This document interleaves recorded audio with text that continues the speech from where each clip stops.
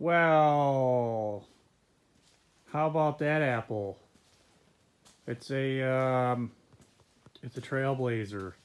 It's my next project.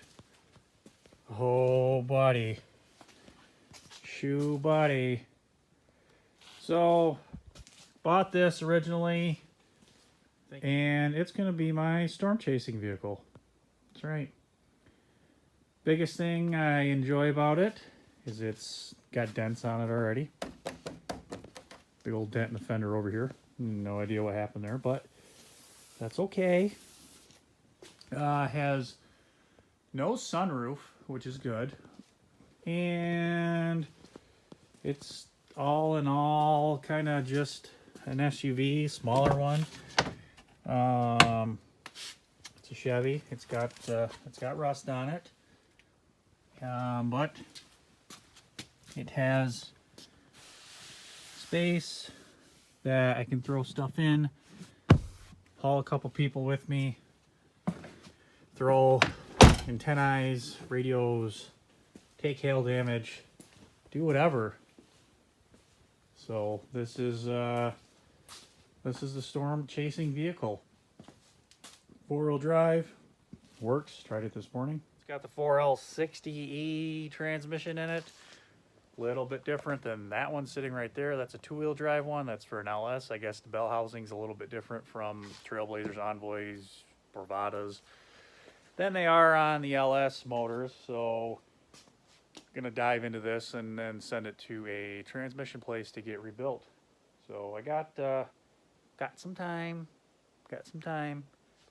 Right now I figured I'd do a quick once around, and this, since I just got this thing, it's going to be sitting. I got to do some winterization, make sure to put some stabilizer in the fuel so it doesn't,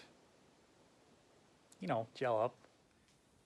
So popping the hood, it's got the Vortec 4200, 195,000 miles. I think these things go forever. It's pretty much just the transmission that goes out, which is pretty standard.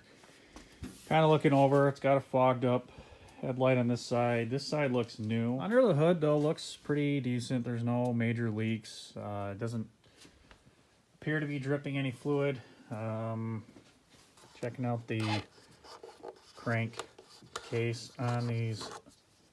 There's nothing, no condensation down there. Inside looks good, smells normal. So, I really don't know a whole heck of a lot about these 4200s, but yeah, I guess I'm gonna find out. Interior's pretty much whatever. Gray, GM, power this, power that. Power mirrors, it's kind of nice. Salt stains on the carpet, cloth, no power seats. Manually have to move them. Got shifter there. Standard 90s GM or early 2000s GM. It'll work out very well. Very comfortable. So, as I mentioned, 190. Here we go. Christmas music's on. 195, 837. So, it's got some life left in it, but it's got some miles on her. So if you guys aren't familiar with storm chasing, basically you drive, I don't know, anywhere from 800 to 3,000 miles chasing where potentially tornadoes might form. You might luck out, get some, you might not. A couple past springs, kids and I have just seen funnel clouds floating around. This past spring, we went down to the Memphis area and caught some down there. One of my earlier don't know how to edit videos was on there. So, but I'd like to do that. But I got to have a reliable vehicle. Something that if you're driving down dirt road, you can click into 4-wheel drive and it's all muddy and you can get the hell out of there and you're not going to get stuck in a dirt swamp and then all of a sudden get blown over by a tornado. Also want something that's cheap, something that I know how to repair on the side of the road if need be. Chevys. something that, it's not that I don't really care about, but something that I don't really care about if I want to drive this thing in the wintertime. There's a winter beater to put some, not put so many miles on the truck. I can do that. Just all around general purpose vehicle, and you know, don't care to put holes in the roof for mounting my antennas for my storm radios or whatever. Kind of encompass storm chasing too, do a little bit of rail fanning and see some of the places I haven't. So around and made a list so far of what needs to be done. Transmission, tires, ACs, door hinge that squeaks, check the spare tire, install some storm radios, check the brakes, and oil change. Obviously not going to get all to that here. I have all winter to do all of that, so that's kind of nice. I would like to get this done sooner than later and maybe drive it some, see the reliability of it, but we'll get there. Winterizing it now, kind of what I did in the Impala video. Take some Berrimans, and I'm going to dump half into the crank, because 195,000 miles, this crank is probably nice and full of gunk. Second half of the can I'm going to put into the fuel system. I did already put some stabilizer in here, but loaded up with some Berrimans too, just to keep things fresh, keep things going, cleaning, whatever. Down the hatch it goes. So right now it's running. Sorry, it's kind of loud. I got kind of a weird noise coming from the front. Maybe it's that fan clutch. Right now I'm gonna check and make sure that I have some good voltage that the alternator's charging, because you know, you want to make sure you got good alternators alternating. I'm just gonna hook it up to one of these. It's got a case on it, and what we're looking for, above 12 volts. We want, well, 12.6 volts. If it's over that, we know that the alternator is charging. Find a good ground here.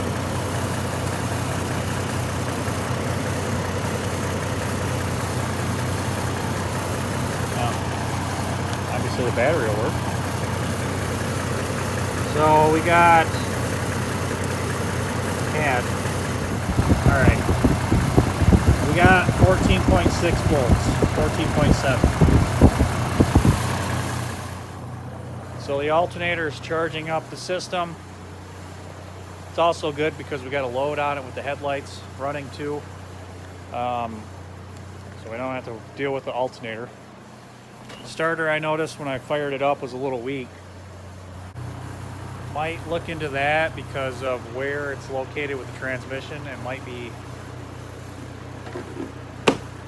easier just to do it while the training's out, but we'll see. It's kind of going around doing my inspection. The thing I noticed, the exhaust is kind of loud. Kind of hear it. So might check that out, see where that's coming from, but it's still puffing out the tailpipe, but who knows. Differentials, check transfer case, rear diff, front diff. Change the fluids on it. It's not going to hurt. Who knows the last time it was done. So I'm going to put that on the list while I'm thinking. Anywhere that needs lubrication, you can hear that that's kind of loud, which is actually a heck of a lot quieter than what it was. I've already sprayed it in there a couple times, but let's get in there and lube it up and get it all worked in there. Front doors, back doors, you know, whatever ones are noisy. Hinge sprayed in there too. And what that'll do is, of course, not squeaky door anymore. This one's actually rubbing on the fender a little bit right there, so we're gonna have to finesse that here a little bit. But yeah, I've just gone through and did up all the jams. Got the back opened up, strong arms. They're holding up the hatch just fine, so that's nice. Rear carpet's got some stains on it, but perfect. It'll work for me. Got this nice little compartment there, and looks like it's got some other little goodies hiding out back here. Yep, that's where the cargo net would have been. Got a little outlet back here. That's nice. So I checked the defrost earlier when I started it up. That worked. That doesn't sound too healthy, but glass opens. Not too bad. We've seen better days. What? Works. Rear wiper doesn't work. Not a huge deal. What else do we got? Oh, I gotta go through and check the lights. I already know the headlights work because it was running and they were on. So we got front parking lights. Good. No fog lights. All right. And we got upper and upper. Okay. So that's good. Now for the blinkers and the brake lights, they actually are the same bulb. So all I do is I test the hazards out. And if the hazards both flash in the back,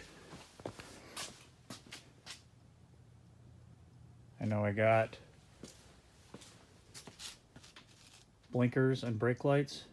That one's kind of, the top one looks like it's getting backfit. I don't know if it's a different bulb in there, so we'll have to check that out. I guess just for sake of checking, I'll front ones flash. So we got lights. We got an engine. We don't have a transmission. We got ourselves a going to town rig, that's for sure. The beauty of this thing is I paid $300 for it. So for $300, it's not bad. Pulling the tranny out myself, gonna send it to the rebuild shop. That might be $700-800. I might have $1,000 into this thing. Nice driving vehicle. I'm pretty happy. So dig, they're out there. Let's keep looking. Got to be willing to put some work into them though. Next thing I'm going to tackle here really quick is that headlight is very shiny and clean. That one's not. There's some YouTube, TikTok, scuttlebutt.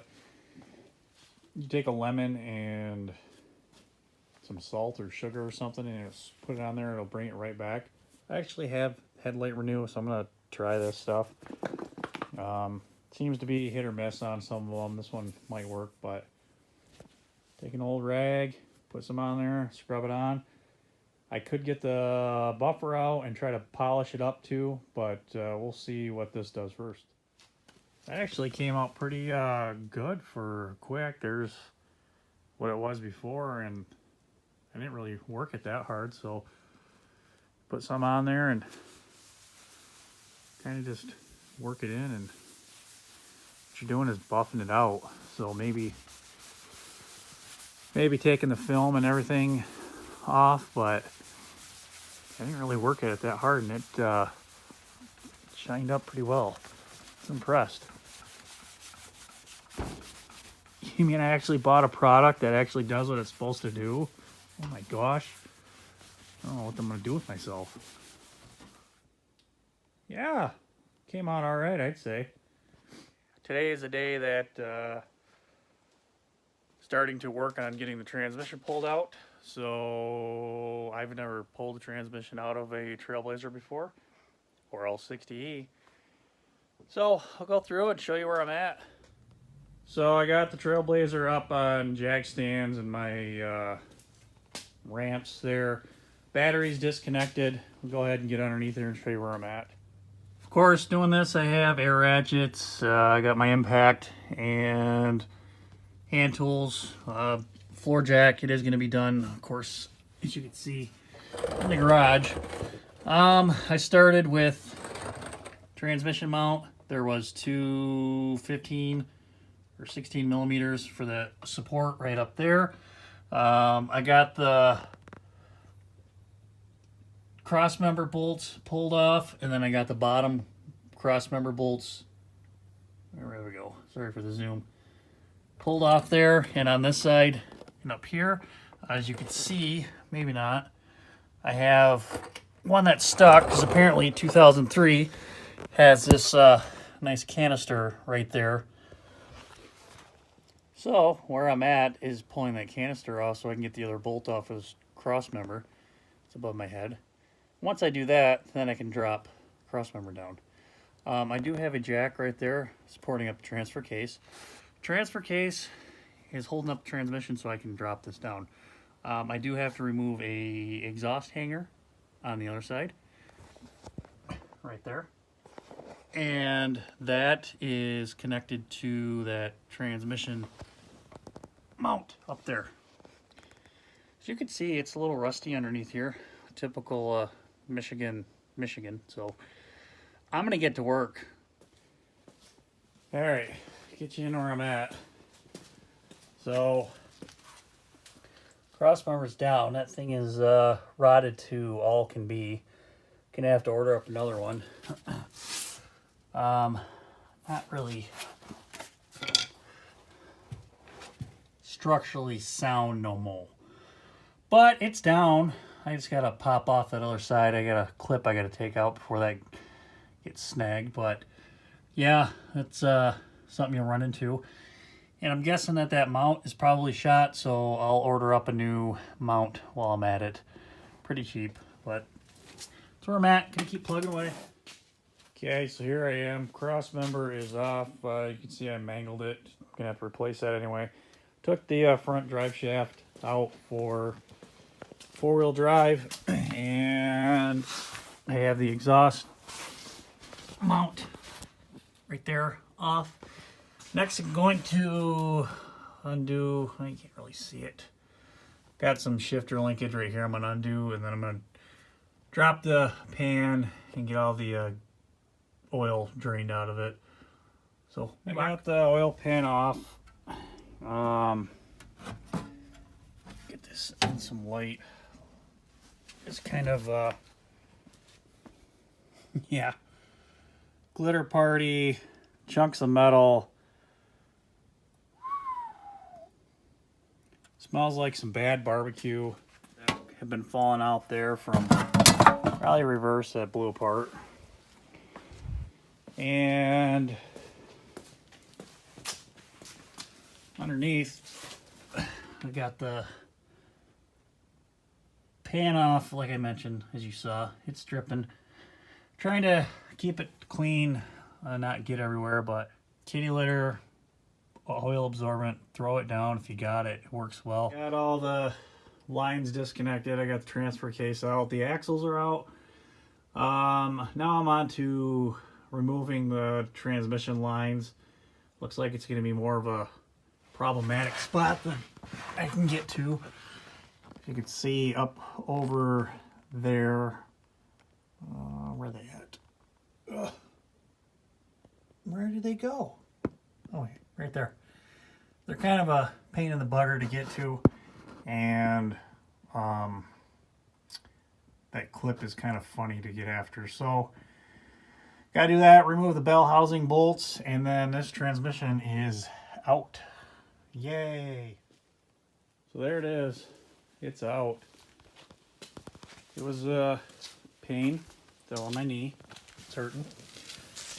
But everything's unplugged, unconnected. You got the 10, 12 bolts, whatever there was out. Dropped. I ended up cutting the transmission oil cooler lines because you can see I popped one of them off the safety tab and I just couldn't get after that clip. And the other one was buried, so I'm just going to figure out something else for time being. Maybe flare in some other ones with some new ones, maybe run a new one because I'm guessing they're probably junk. Other thing that I damaged was this solenoid trying to pop out that connector. They're glued in. This one has time struggling getting it out. This one had a safety tab on it that I popped off, but it was glued in too, and I just couldn't get after it, so that ended up getting broken. But I assume that the new transmission has a new one of those, and if not, then I guess I'm buying one. So we'll see. There's the out. You got a couple oddball straps up there. Starter's up here, which is kind of nice. You don't have to take the starter out. Another strap over here holding these lines on. You can see those lines are rusted. Those are the fuel lines. Debating on replacing them while I'm under here, because I'm sure it'll be a pain. But that's right, where can you see? Right there is where I ended up cutting those lines. So it's out. I did kind of get stuck on the dowel pins and on the dipstick too, but got her. Yeah, kind of a pain in the butt. So something to note too, this does have a different housing. This is a 4L60E, but it's specifically Trailblazer Envoy Bravada, I think. You can see the starter housing bell is right there. There's kind of a quick compare to them side by side. Front face of that one, like I mentioned, the starter housing is over there. And then the one from that I'm just going in the C10 starter housings down here. So yeah, just make sure you know the differences. Looks like two got the pins on the belt housing, dowel pins, and then the one on the Trailblazer does not. So those must be on the engine itself. Yeah, just kind of some stuff to take a peek at. Nice little side-by-side comparison. If you are doing a transmission in an Envoy or a Trailblazer or Bravada, that you're getting the right one and you're not getting the other one and screwing yourself out. So I think that's going to do it for this video. Thanks for watching. I know we got a lot accomplished with transmission pulled out. Next video, part 2, is going to be putting the new transmission in. Got a new Crossmember on order because this one behind me was disintegrated. Probably going to do those fuel lines, transmission lines. Might as well do U-joints while I'm at it. So, but thanks for watching. See ya.